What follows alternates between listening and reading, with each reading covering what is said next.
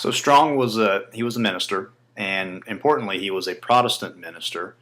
But as I said, I had you guys look at sort of the first two chapters, right, which is sort of the introduction where he's talking about the incredible tradition legacy that we have in the United States, where we've come to this great sort of political philosophical understanding that individuals don't live to serve the government. The government, in this case, lives to serve the individuals, and all the great advances that essentially have come, from this type of political philosophy.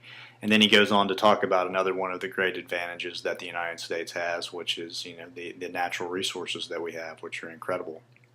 Right. So combine sort of this notion of civil liberties with the industrial technologies that were coming up at the time, with the natural resources that North America offers, and you have this great possibility to have this American juggernaut, right? So, and he even talks about that, comparing it to Europe, right? The famous statement of where 10 years progress in the United States is equal to 50 years progress in Europe, right? But I didn't have you guys read on further, and I just wanted to introduce you to this guy's ideas. But if you get further on into the book, things start to get a little bit wonky with this guy.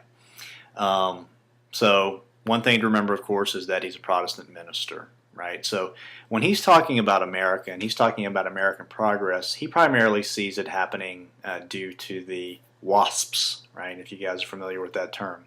WASP is White Anglo-Saxon Protestant, right? So he believes that, so he cites in his chapter on why Anglo-Saxons are the future of the country and the source of the country. He talks about this great lineage, of the Egyptians were interested in life, and the Greeks were interested in beauty, and the Romans were interested in law. And the great thing that the Anglo-Saxon race has contributed to this lineage of civilization and humanity is this notion of civil liberties, right? Sort of individuals having their own rights. And he thinks that that is the that is the characteristic that the Anglo-Saxon culture has brought to bear in history. So that's one thing. Another thing that he says is a very spiritualized Christianity. And what he's talking about with that is he's talking about less formal, right? So he's a Protestant minister. So one of the things that he's arguing against is what he calls Romanism, right? So he starts off the book talking about these incredible opportunities for progress that we have in the United States. And then the second part of the book is where he talks about what the challenges or the perils of that could face us as a country that could potentially derail us. One of those is Catholicism, which he calls Romanism.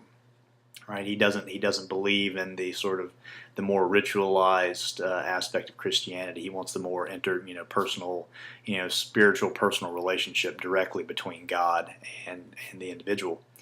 So he cites that as one of the major perils. Another major peril that he cites for the United States and its progress is immigration.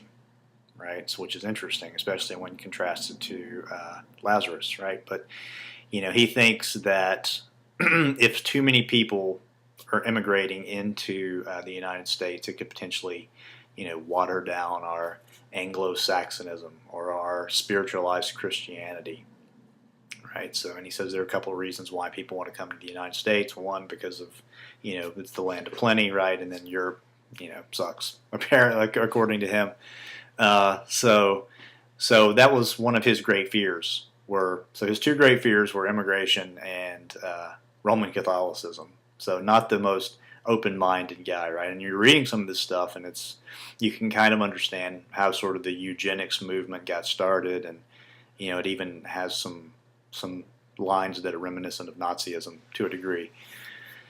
So that's Strong, right? Talking about American progress, how America's strong and all that, but he has a very limited view of America. For him, America is white, Anglo-Saxon, Protestant America, right? And that's our ticket to the future, right? And utilizing our technology and our civil rights and our resources. And of course, he was trying to promote as a minister, he was trying to promote missionary work to go into the the western frontier, right? So taking Christianity out. So that's Strong's view of American nationalism. Lazarus's view of American nationalism, as you guys know, it was written. It was actually written as part of an auction to help fund the Statue of Liberty and some of the construction. And Lazarus won. This auction won. It won the prize, essentially, to be read at the unveiling of the Statue of Liberty. So when the Statue of Liberty was officially dedicated, this poem was read. And essentially after that, it was actually put on a shelf for a while. So, to us now, these words are very famous, and, give us your hungry, give us your poor, those kinds of things, right? We know those very well, but it wasn't until much later that that poem became officially sort of tied to the Statue of Liberty. And initially the poem was read, and that was it. But, a couple of decades later, and this was I think this was in 1886, I believe. A couple decades later, they actually put up the bronze. They emblazoned the poem on a bronze plaque and put it actually on the base of the Statue of Liberty. But yeah, she's talking about a very different view, right? And she's starts off the poem calling it the New Colossus, right? And that's an allusion to the Colossus at Rhodes, one of the seven wonders of the ancient worlds.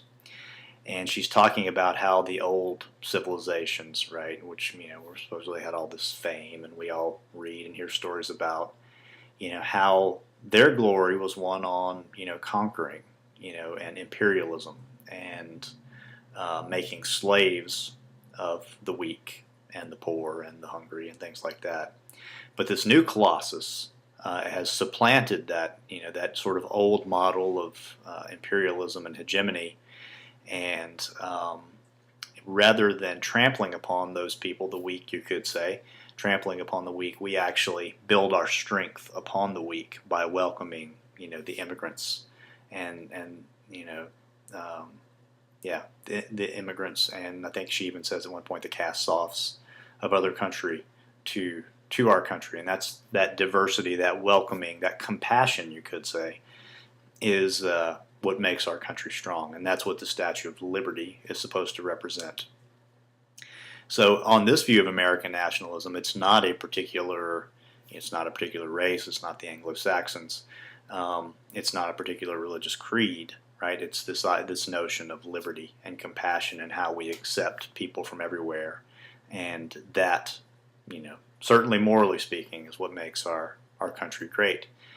So that's certainly contrasted with what Strong is talking about when he talks about one of the great perils of American nationalism being immigration, right? And we see this debate today, right? I mean, immigration reform. President Obama signs the executive order into effect, and Congress is up in arms, and there's this huge debate about what we should do with the immigrants, the illegal immigrants who are living in this country now, and how should we receive, in most cases we're talking about people coming from Central America and Mexico and things like that. How should we receive those people, and how should we treat those people when they're here? Well, Lazarus has one view on that, right? And I think it resonates with a lot of us. Okay, so that's Lazarus's view, right? We got the white Anglo-Saxon Protestants, we've got the immigrants, the weak, the poor, the hungry.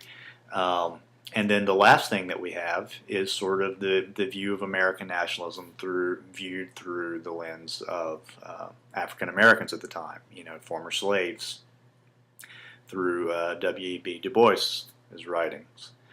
And he's talking about, how essentially, even though, the slaves were emancipated, we're still not living up to the ideals that were set out in the Declaration of Independence through the failure of the Freedmen's Bureau, and how it was a very different experience, for African Americans, and how they've sort of what it's been like for them to make this transition from being slaves to being freedmen and still being looked down upon, right? So yeah, maybe things are great for the Anglo-Saxon, the WASPs, right?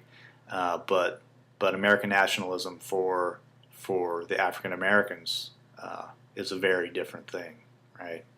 But that doesn't mean that Du Bois is completely giving up upon the liberties that are enshrined in the Declaration of Independence. And and a lot of times he actually says, the greatest representative, the greatest example of the Declaration of Independence is found in the emancipated slaves themselves, right? So it's a question of how do we reconcile when we're talking about American nationalism. We have these three radically different perspectives, right? The sort of the dominant majority, the white Anglo-Saxon Protestants, right? We have the disenfranchised minority, right? And even more so than that, it's freed slaves, right? So essentially transitioning from property to human being.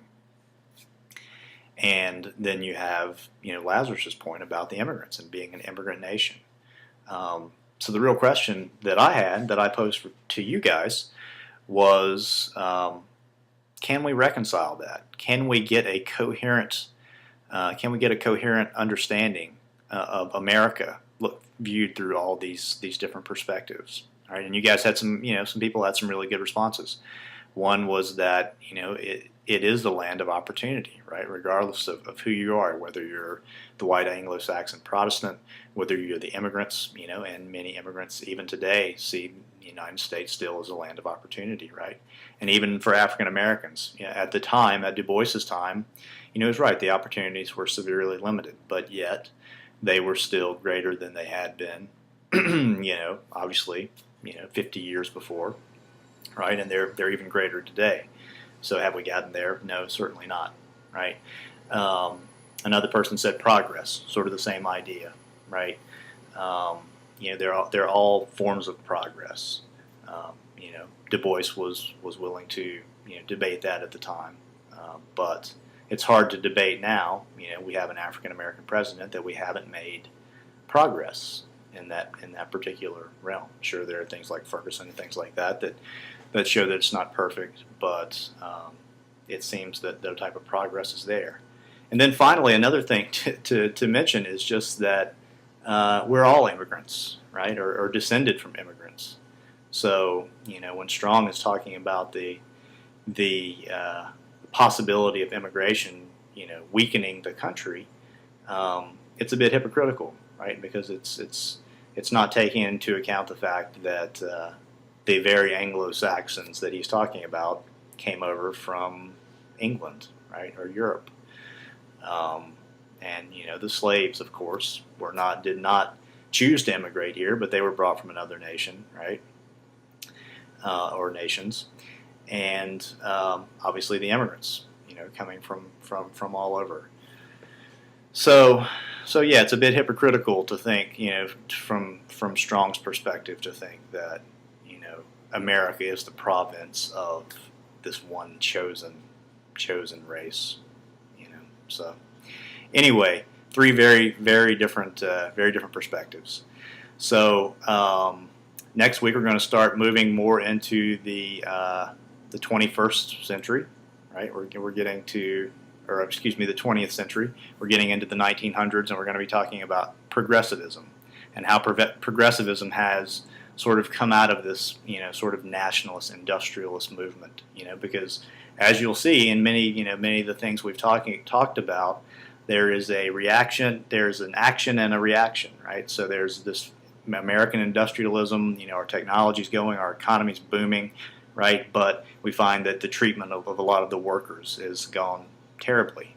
People are being taken advantage of, right? So the progressivist movement comes up in reaction to the American industrialist and the American nationalist movement. So it'll be interesting to sort of contrast some of the things that we're hearing about progressivism and what it has to say about these ideas of American nationalism and American exceptionalism.